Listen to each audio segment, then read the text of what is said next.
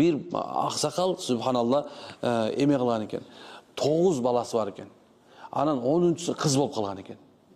Ошол 9 баласын бапестеп, кызым болсо дайыма жектеп турчу экен. Тур, бул сен 10-чыда уул болмок бар.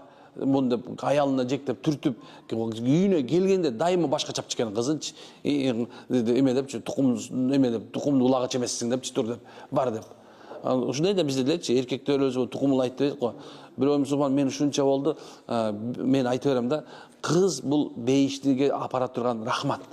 Ал эми эркек болсо табытты көтөрүп баратан, табытты үйгө чейин, мүрзөгө чейин көтөрүп бара турганга гана бирөө. Табытка чейин көтөрүп барат болду. Эми аял алгандан кийин субханалла сени баардык жана эмеңди көрсөтпөй коюш мүмкүн керек болсочу. Дейин дегеним, баягы ушундай 9 баласынын бартынан элине мен 9 балам бар деп турчу экен. Заман ушундай экен, аялы каза болуп калды. Өзү картайып калган мезгилде 9 баласы 9 жакка кеткен экен. Эми субханалла ошол кызык ошол аксакалды ошол карапты карайт экен. Ыйлайт экен да күнүгөчү. Мен ушунча жыл кылган мамилем дейт да, бул кызымдын жүрөгүнө мен жөнүндө болгон дак салбаптыр.